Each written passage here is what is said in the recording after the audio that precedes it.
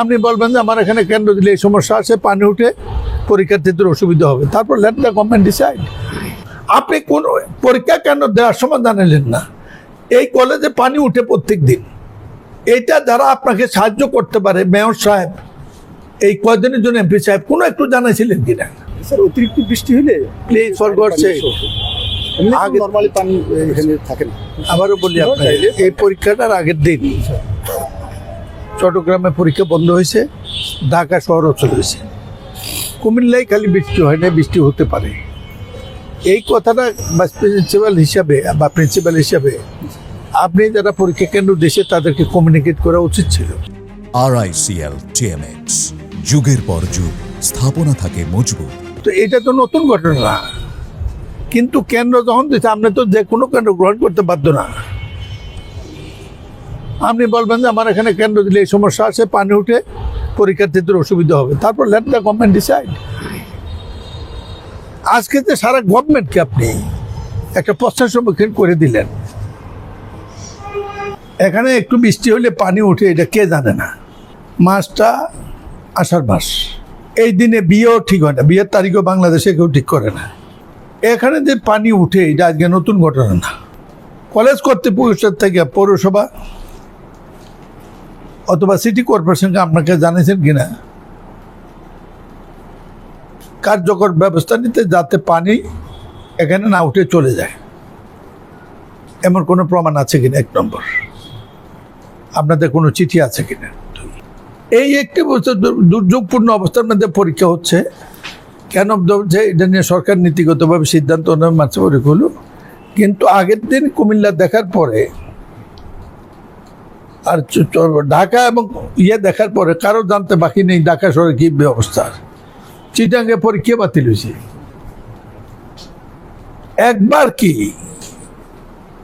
আপনি জানাইছেন যে আমার এখানে পরীক্ষা নিয়ে অসুবিধা, কেন্দ্র এখানে বাঁধলে আপনি দোতারা যাবেন, কিন্তু যে কোনো একটু বৃষ্টি হলে ঢুকার পথে বন্ধ। পরীক্ষার্থীরা আর যাই হোক সব কিছু করেন, সে যাতে নির্বিঘ্নে কেন্দ্রে ঢুকতে পারে, এটা আপনার দায়িত্ব। তার মানে ওনার দায়িত্ব, ওনার মেয়ে পরীক্ষা দেখবে, উনি ভাইস প্রিন্সিপালের দায়িত্ব থেকে মুক্ত হয় নাই। যদি উনি সরকারকে বলতো আমি এই সময় ভাইস প্রিন্সিপালের দায়িত্ব পালন করব না, তাহলে সেটা ভিন্ন কথা। দুই, তিনটি বছর আমাদের প্রশাসক আসছে এখানে, থ্যাঙ্কস টু হিম। এটা কিন্তু ছাড়া হবে না। এটার কারণে যে সরকার বিব্রত হয়েছে, যে যত 16 আনা জবাব দিতে হবে।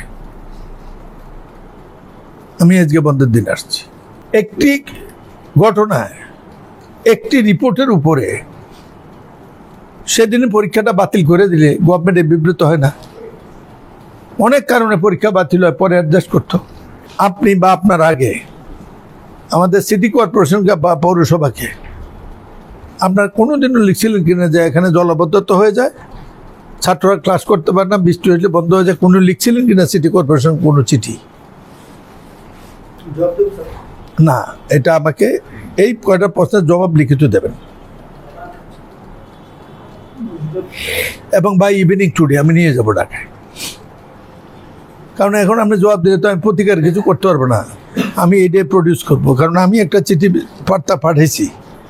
এক, আমি এনের এমপি, আপনার নাম শুনছিলেন আমার। আপনি এই কলেজের কোনো সমস্যা, বিশেষ করে এই মানবিক সমস্যা জলবদ্ধতা, এইটা নিয়ে আমার তো ভিক্টোরিয়া কলেজের প্রিন্সিপাল 3 বার গেছে এখন পর্যন্ত, ডিগ্রি কলেজের পানি লইয়া। অজিত গুহা কলেজের প্রিন্সিপাল 20 বার আছে। আপনারা একটি লোক তো একটা দিনের জন্য বলেনও না যে আমাদের এই সমস্যা কিছু করা যায় কিনা।